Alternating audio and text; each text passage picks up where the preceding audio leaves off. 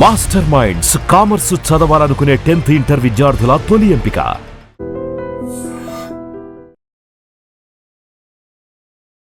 Hi, welcome to iDream. Pan India super star Prabhas సినిమాల కోసం అందరూ ఎంత ఆతృతగా ఎదురు చూస్తుంటారో ప్రత్యేకంగా చెప్పాల్సిన అవసరం లేదు. రాజాసాబ్ ఈ చిత్రం కోసం అయితే కొన్ని కోట్ల మంది ఎదురు చూస్తున్నారు. తాజాగా ఈ మూవీ నుంచి టీజర్ రిలీజ్ అయింది. టీజర్ అయితే అదిరిపోయింది.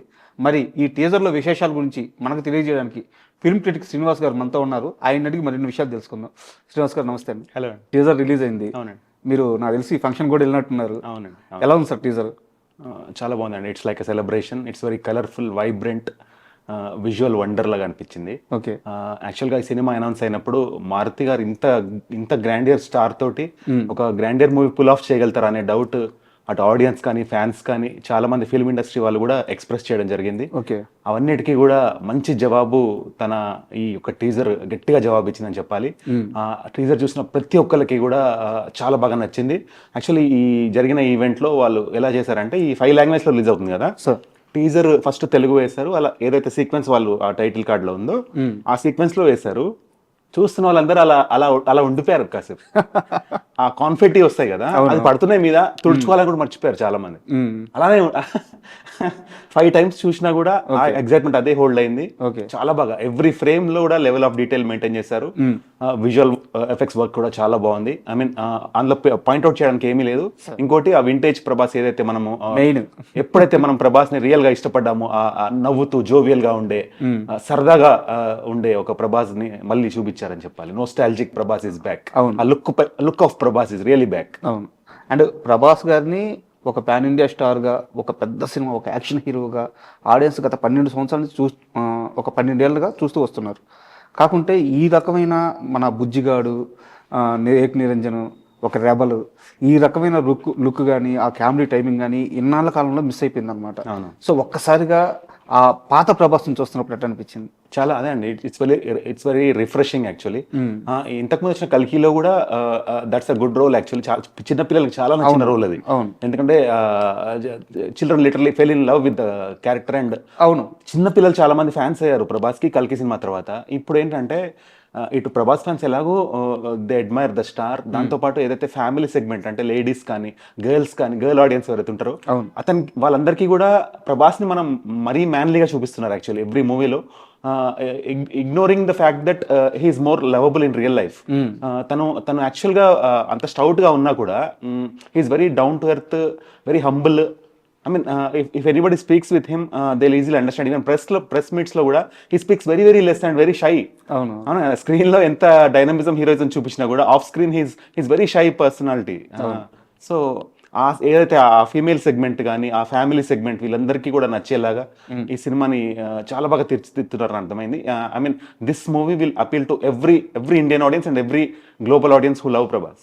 అండ్ టీజర్ చూసిన తర్వాత నాకు బాగా ఆశ్చర్యం కలిగించింది ఏంటంటే ఆ విజువల్ ఎఫెక్ట్స్ కానీ ఆ గ్రాండియర్ కానీ చాలా ఆశ్చర్యం అనిపించింది. ఎందుకంటే మనం ఇది వరకు మారుతి గారి దగ్గర నుంచి ఈ టైప్ కంటెంట్ మూవీస్ చూసినా కానీ ఈ స్కేల్లో చూడలేదన్నమాట. సో మారుతి గారు దీన్ని మొత్తాన్ని ఎలా హ్యాండిల్ చేశారంట? ఇది యాక్చువల్గా మీరు డివైసెస్లో చూసారేమో కానీ లార్జ్ స్క్రీన్, ప్రసాద్ లార్జ్ స్క్రీన్లో వేశారు. అసలు అంటే మనకి లార్జ్ స్క్రీన్లో అడ్వాంటేజ్ ఏంటంటే ఏదైనా మిస్టేక్స్ ఉంటే చాలా ఈజీగా తెలిసిపోతుంది. ఎందుకంటే size of the screen is very big. అవును. సో వాళ్ళు ఎంత కాన్ఫిడెంట్గా ఉండి దాని మీద వేశారు. అసలు ఎక్కడ కూడా అంటే మనం ఈ మధ్య చాలా మూవీస్ మనం చూస్తున్నాము, ఫ్యాన్స్ యొక్క ప్రెషర్ తట్టుకోలేక అటు విఎఫ్ఎక్స్ వర్క్ అవ్వకపోయినా ఇన్కంప్లీట్ వర్క్ని టీజర్లో పెట్టి రిలీజ్ చేస్తున్నారు. వీళ్ళు అట్లా కాదు, ఫినిష్డ్ వర్క్ రిలీజ్ చేశారు. అందుకే ఆ సాటిస్ఫాక్షన్ లెవెల్ ఈ లెవెల్లో ఉంది. అండ్ నాకు తెలిసి ఇప్పుడు ఇన్ని రోజులు సినిమా ఎంటర్టైన్మెంట్ ఏదైతే ఒక బెంచ్ మార్క్ ఉందో, అంటే ఒక సినిమా ఇంతవరకు మనని ఎంటర్టైన్ చేస్తుంది అని ఒక బెంచ్ మార్క్ ఉంటుంది కదా, ఆ బెంచ్ మార్క్కి కూడా ఒక కొత్త బెంచ్ మార్క్ ఈ సినిమా సృష్టించబోతుందని అనిపించింది. విజువల్ గ్రాండియర్ మాత్రం ఒక అద్భుతాన్ని తీర్చిదిద్దుతున్నారు. అంటే ఒక రాజమౌళి గారు ఏదైతే సెట్ చేశారు ఒక గ్రాఫ్, అంటే ఈ ఇండియన్ సినిమా ఈ రేంజ్కి వెళ్ళగలుగుతుంది అని. సో ఆ పర్టికులర్ దానికి ఇటు మన హనుమాన్ తీసిన డైరెక్టర్ కానీ ఇంకా చాలా మంది ట్రై చేస్తున్నారు. ఆ లెవెల్కి రీచ్ అవ్వాలి, దాంతో మ్యాచ్ చేయాలి, ఆ వరల్డ్ సినిమాతో మనం కూడా పోటీ పడాలి అని. ఈ సినిమా కూడా ఎక్కడో దాంతో ఈక్వల్గానే it is the visual quality is matching, the sound quality is matching with that. Sir ఇప్పుడు వింటేజ్ ప్రభాస్ ఈజ్ బ్యాక్ అని చెప్పి కొంతమంది అంటున్నారు. సో కొంతమందిగా చాలా మంది అంటున్నారు, అందరూ అంటున్నారు. సో ఇది గుడ్ సౌండ్ కూడా. బట్ ఇక్కడ నా డౌట్ ఏంటంటే బాలీవుడ్లో కానీ పాన్ ఇండియా లెవెల్లో కానీ ప్రభాస్ని ఇప్పటి వరకు చూసింది ఏంటంటే ఒక బాహుబలి 2, ఒక సలారు, ఒక ఆదిపురుషు, ఈ ఈ స్కేల్లో చూస్తున్నారు అనమాట.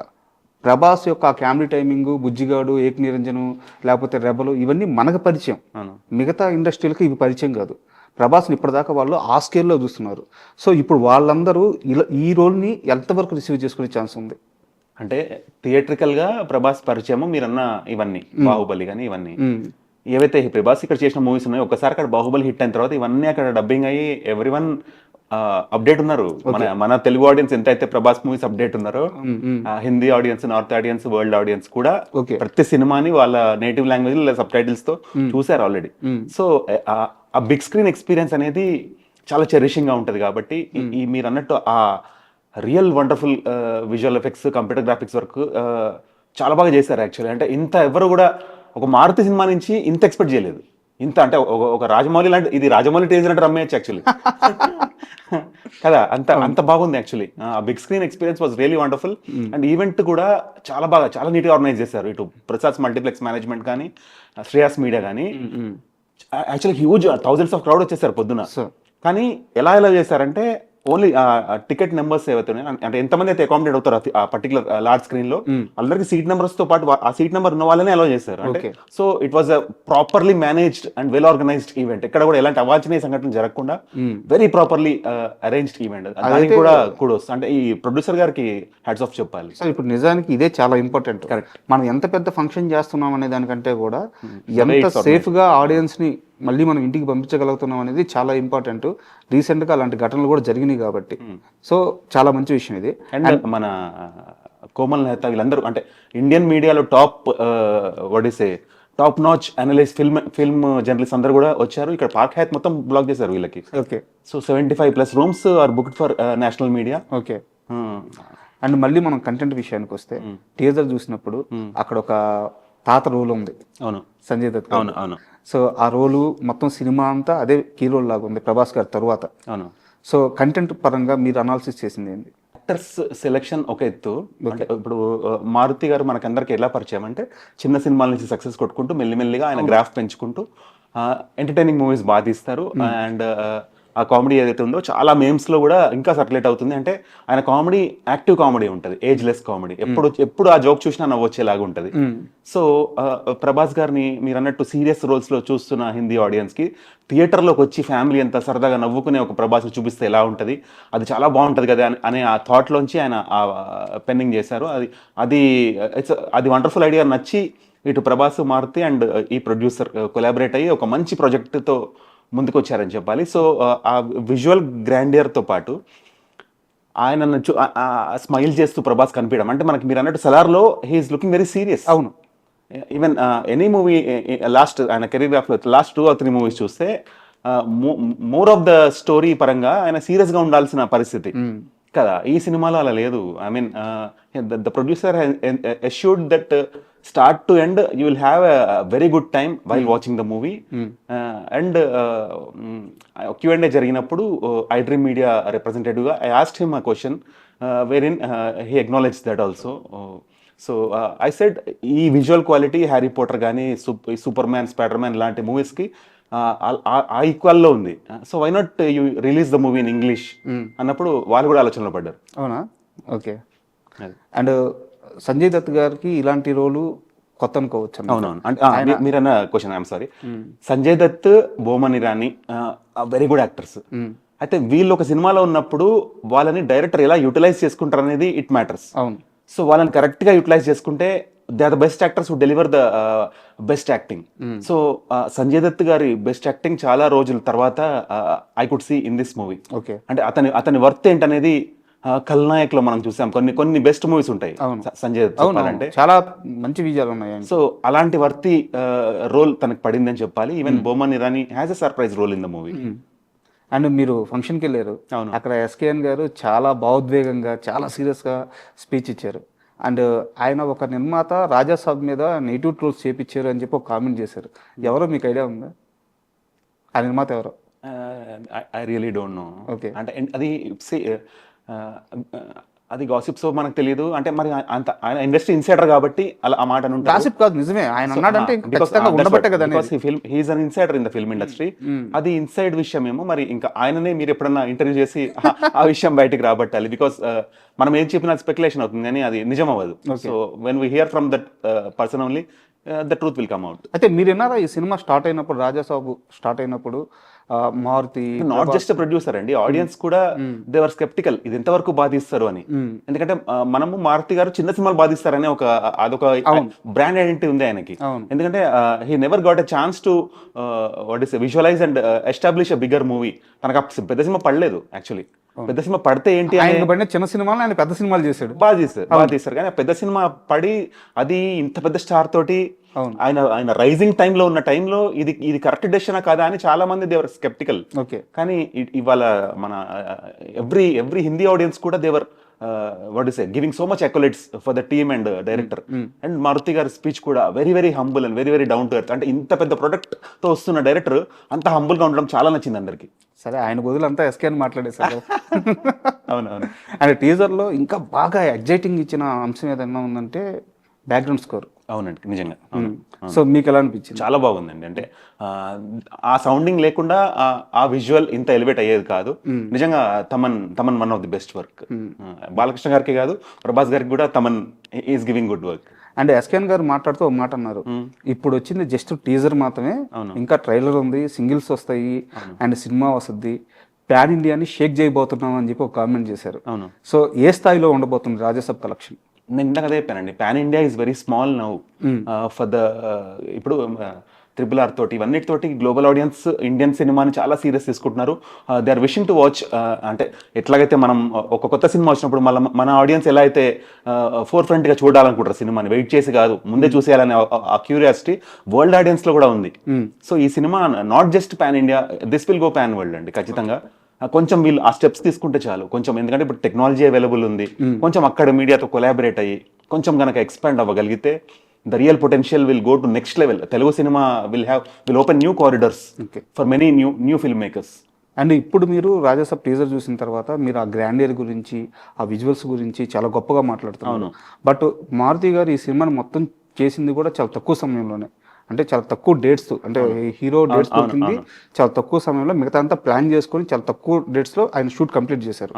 ఇప్పుడు ఇండస్ట్రీలో జరుగుతున్న చాలా పెద్ద చర్చ ఏంటంటే నెంబర్ ఆఫ్ మూవీస్ రావాలి హీరోల దగ్గర నుంచి అని చెప్పి చాలా పెద్ద చర్చ నడుస్తుంది.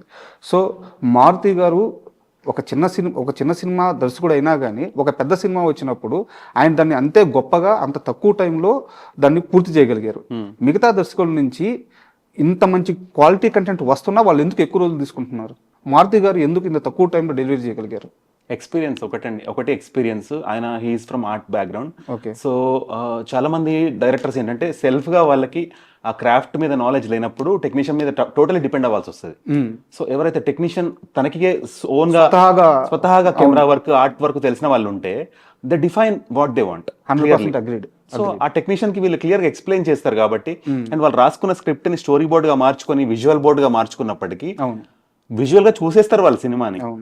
ఇప్పుడు లైక్ ఇది వరకు ఎలా ఉండేది అంటే పేపర్ రాసి ఇచ్చేవాళ్ళు యాక్టర్ కి, ఇది స్క్రిప్ట్, ఇందులో మీ లైన్స్ ఇవన్నీ. ఇప్పుడు ఏంటంటే చూపించేస్తున్నారు వాళ్ళు. ఇప్పుడున్న టెక్నాలజీకి even Dil Raju garu has come up with AI collaboration wherein ఇప్పుడు మీరు కూడా ఇప్పుడు you're very good story writer. మీరు ఏదైతే మీ స్టోరీస్ రాస్తున్నారో దాని విజువల్ ఫార్మాట్ చూడాలంటే మీరు ఇప్పుడు మనం ఎట్లయితే OTTకి సబ్స్క్రిప్షన్ తీసుకుంటున్నామో, even not just a film industry person, even anybody who is a good at story writing, మీరు మీ స్టోరీ సబ్మిట్ చేస్తే దాని అవుట్పుట్ చూడగలుగుతారు మీరు. ఇప్పుడు ఆ టెక్నాలజీ వచ్చింది. సో ఆ టెక్నాలజీ ఎప్పుడైతే వీళ్ళు ఎంబైబ్ చేసుకొని ఈ టెక్నీషియన్స్ అందరితో కొలాబరేట్ అవుతున్నారో, చాలా మూవీస్ లో మీరు అనంటే దే ఆర్ టేకింగ్ మోర్, అంటే ఒక లిమిటెడ్ టైం కంటే కూడా దాటి పోస్ట్ ప్రొడక్షన్ తీసుకుంటున్నారు. అంటే విజువల్ ఎఫెక్ట్స్ వరకు, కంప్యూటర్ గ్రాఫిక్స్ వరకు ఎక్కువ టైం పట్టేస్తుంది. వీళ్ళు ఏదో దే డిడ్ సమ్ మ్యాజిక్ చేశారు. ఏంటి అంటే అంత డిలే లేకుండా క్వాలిటేటివ్ గా, అంటే ఇప్పుడు కొంతమంది హాలీవుడ్ ఫిల్మ్ డైరెక్టర్స్ ఏం చేస్తారంటే అటు షూట్ అయిపోగానే ప్యారల్ గా ఫుటేజ్ పంపించేస్తుంటారు వాళ్ళకి. ఎవరెవరైతే అసైన్డ్ VFX ఆర్టిస్ట్ ఉంటారో అక్కడ ఇటు షూట్ అవుతుంటది, అక్కడ ప్యారల్ గా వర్క్ జరుగుతుంటది. At the end of the day the director will before going to sleep he'll just check the footage. అంటే ఒక ఫస్ట్ ప్రింట్ రెడీ అయిపోతుంది. సో మేబీ అంత యుద్ధ ప్రాతిపదికన చేశారా అనేది కూడా నాకు డౌట్ వస్తుంది. ఇంకోటి ఆయన Vishwaprasad is dynamic, very dynamic producer. కొంచెం దమ్మున్న ప్రొడ్యూసర్. అంటే ఎక్కడ కూడా irrespective of success failure we see that much guts in producer very less. చాలా తక్కువ చూస్తాం మనం అంత గట్స్ ఈ ప్రొడ్యూసర్. సార్ నా నెక్స్ట్ క్వశ్చన్ కూడా ఆయన గురించే, yeah. విశ్వప్రసాద్ గారి గురించి. ఆయన ఏంటంటే ఒక కార్పొరేట్ మోడల్లో సినిమాలు తీయాలి అని చెప్పేసి ఇండస్ట్రీలోకి వచ్చారు అండ్ దానిలో సక్సెస్ కూడా అయ్యారనమాట ఆ నెంబర్ ఆఫ్ మూవీస్ తీయడంలో. బట్ ఆయనకి ఏంటంటే సక్సెస్ రేట్ అనేది చాలా తక్కువ వచ్చింది అనమాట. అలాంటి ఓ నిర్మాత ఇండస్ట్రీకి చాలా అవసరం.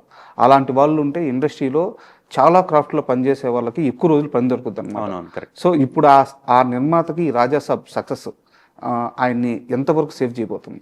ఒక ప్రొడ్యూసర్ సక్సెస్ని మనం ఎలా డిఫైన్ చేస్తాము అంటే, మనము సినిమా సక్సెస్ని రెవెన్యూ, ఇన్కమింగ్ రెవెన్యూ అంటాము. అదే ఒక ప్రొడ్యూసర్కి సక్సెస్ అంటే ఏంటి అంటే, how many films are they able to make in a continuity. ఇప్పుడు ఒక సినిమా అటు ఇటు అయినా కూడా మాయమవుతున్న ప్రొడ్యూసర్స్ ఇప్పుడు మనం చూస్తాం జనరల్గా. ఎందుకంటే లావిష్ బడ్జెట్ పెడతారు, ఎంతో ఎక్స్పెక్టేషన్స్తో వస్తుంది, కొంచెం ఏదో ఒక చిన్న పాయింట్ మిస్ఫైర్ అయితే చాలు సినిమా దెబ్బతినే ఛాన్స్ ఉండే రోజులు ఇవి. అలా దెబ్బతిన్న సినిమాని తట్టుకొని అంతే గ్రాండియర్గా అంతే బెటర్గా ఇంకో సినిమా తీయాలనే దమ్ము ఎంతమందికి ఉంటుంది? అవును. సో అది ఆ గట్స్ మనము ఈ ప్రొడ్యూసర్లో చూస్తాము. దాంతోపాటు ఎవరెవరికైతే ఆపర్చునిటీ ఇచ్చారో ప్రొడ్యూసర్ ఇంటర్ఫరెన్స్ లేకుండా కంప్లీట్ ఫ్రీడమ్ డైరెక్టర్కి ఇచ్చి do what you want to do but come up with the best output. ఇలాంటి ఆ ఫ్రీడమ్ ఇచ్చినప్పుడు every director will work with conviction. కాకపోతే ఎందుకో మరి కొన్ని work out you mean to say థియేట్రికల్గా అవి సక్సెస్ చూపించలేదు థియేట్రికల్ రెవెన్యూ పరంగా. సో అంటే నేను ఈ ప్రశ్న అడగడానికి కారణం ఏంటంటే, విశ్వప్రసాద్ గారు ఒకసారి Q&Aలో కూర్చోన్నప్పుడు వేరే వాళ్ళు అడిగారు అనమాట, సార్ మీ దగ్గర నుంచి చాలా మూవీస్ ఈ మధ్యకాలంలో ఫ్లాప్ అయినాయి సార్, ఫైనాన్షియల్గా ఏమైనా ప్రెజర్ అవుతుందంటే ఆయన ఒక మాట అన్నారు, నా దగ్గర రాజాసాబ్ ఉంది, అది వచ్చిన రోజు ఇవన్నీ చిన్న చిన్న లేసిపోతాయి అని చెప్పి అన్నారు అనమాట. సో అందుకని నేను ఈ ప్రశ్న అడిగాను. అంటే అదే అండి, అలానే ఒక Q&Aలో he answered that he is not investing on movies, but initially ఇది ఆయన కొత్తగా వచ్చిన ప్రొడ్యూసర్ కాబట్టి he is investing on collaborations, investing on stars. ఎందుకంటే ఆయనకి స్టార్స్ అందరితో కొలాబరేషన్ ఇష్టము, ఈ స్టార్స్ని నెక్స్ట్ లెవెల్లో తీసుకెళ్ళాలి. ఆ ప్రాసెస్ని ఎంజాయ్ చేస్తున్నారు ఆయన. అంటే మోర్ దాన్ ఫిల్మ్స్ అవుట్పుట్. అంటే ఇప్పుడు ఒక ఫిల్మ్ బయటికి రావాలంటే ఆ వర్కింగ్ ప్రాసెస్ ఉంటుంది కదా, 1 year కావచ్చు, 2 years కావచ్చు, ఏదైతే ఉంటుందో ఆ ప్రాసెస్లో అటు స్టార్ ఇటు ప్రొడ్యూసర్ చాలా క్లోజ్ అవుతారు, ఎంతో కమ్యూనికేషన్ జరుగుతుంది వాళ్ళ మధ్యలో. అసోసియేషన్ చాలా ఇంపార్టెంట్ గా ఫీల్ అయ్యే ఒక ప్రొడ్యూసర్ కాబట్టి అప్పుడు ఏమవుతుంది, నెక్స్ట్ ఏదన్నా ఒక ఫేజ్ ఆఫ్ లైఫ్ లో ఈయన ఒక చిన్న ప్రాజెక్ట్, పెద్ద ప్రాజెక్ట్, మీడియం ప్రాజెక్ట్ అనుకున్నప్పుడు ఆ star availability becomes very easy for him. అవునా కదా? సో ఆ గ్రాడ్యువల్గా ఇప్పుడు మీరు అబ్జర్వ్ చేస్తే చాలా మంది డైరెక్టర్స్ తోటి హీస్ వర్కింగ్, చాలా మంది స్టార్స్తో హీస్ కొలాబరేటింగ్, చాలా మంది టెక్నీషియన్స్తో he's collaborating and he's picking అందరిలోంచి బెస్ట్ తీసి ఏదో నెక్స్ట్ ఒక విజువల్ వండర్ కోసం he has his pinpoint on his mind. ఆయన మైండ్లో ఏదో విజువల్ వండర్ ఉంది, ఆ వండర్ కోసం వీళ్ళందరితో ఈ జర్నీ అంతా చేసి ఈ స్పీకింగ్. ఇప్పుడు ఎట్లయితే రాజమౌళి గారికి అనే లైఫ్ అంబిషన్ మహాభారత ఉందో, ఈ ప్రొడ్యూసర్ కూడా మైండ్ లో ఏదో సమ్ వెరీ బిగ్ ప్రాజెక్ట్ ఉంది మైండ్ లో. సో దానికోసం he is working with many people and వాళ్ళలోంచి క్రీమ్ అంతా బయటికి తీసుకొని వాళ్ళని సెలెక్ట్ చేసుకుని ఏదో పెద్ద చేసే ఒక పెద్ద ప్లాన్ లోనే ఉన్నారు ఆయన. ఓకే. అండ్ ఫైనల్ గా ప్రభాస్ ఫ్యాన్స్ కి మీరు ఎలాంటి ఓ భరోసా ఇస్తారు? దే ఆర్ వెరీ హ్యాపీ అండి, they are cherishing the teaser like anything. Okay. ఇప్పుడు అంటే ఈ టీజర్ ముందు okay we were waiting for the teaser, కానీ టీజర్ చూసిన తర్వాత మాత్రం ఈ డిసెంబర్ వరకు గడిచే ప్రతి రోజు, గడిచే ప్రతి నెల ఒక యువన్ లాగా గలుస్తుంది బికాస్ అది చూసి సినిమా చూద్దాం, నెక్స్ట్ దానికోసం వెయిట్ చేయడం అనేది ఒక్కొక్క రోజు ఒక యుగం లాగా గడుస్తుంది వాళ్ళకి. సో దిస్ ఇస్ వెరీ, అంటే వాళ్ళ టెంపర్ టెస్ట్ చేసే టైం ఇది. And tough time for fans. Okay. And Srinivas గారు చాలా మంచి రివ్యూ ఇచ్చారు టీజర్ మీద. అండ్ ఈ మూవీకి సంబంధించిన చాలా అకేషన్స్ ఇంకా ఉన్నాయి, మనం కూడా వాటి మీద ఇలాగే ఓ మంచి ఇంటర్వ్యూ చేద్దాము. అండ్ ఫైనల్ గా సినిమా రిలీజ్ అయ్యి సూపర్ సక్సెస్ అవ్వాలని మనస్ఫూర్తిగా కోరుకుంటున్నాను. And thank you for your time అండి. యా.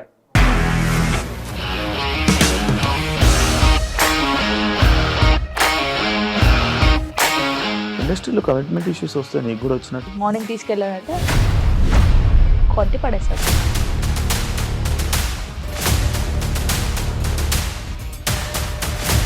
ఒక్కళ్ళు కూడా చూడలేదు ఈ సినిమా అని చెప్పడానికి కూడా చాలా ధైర్యం కావాలి. అది నిజం కదా, దాంట్లో ధైర్యం ఏంటి? ఇది నెక్స్ట్ డే ప్లేట్ మార్చేస్తే తప్పు కదా. As of now we're comfortable this అని నేను అనుకుంటున్నాను. రష్మిక గారిది మీది ఒకే ఊరంట కదా? నీకు కోపం వచ్చిందంటే బాగా తిట్టేత్తరా? తిట్టేద్దామండి. నిజంగా గేమ్ ని ఎలా చేంజ్ చేయగలిగారు? ఏపీఎస్ఎఫ్సి వాళ్ళకి 6 నెలల్లో నేను 6 లక్షలు కట్టా. బిజినెస్ చేయాలనుకుంటే it is as difficult as riding a tiger.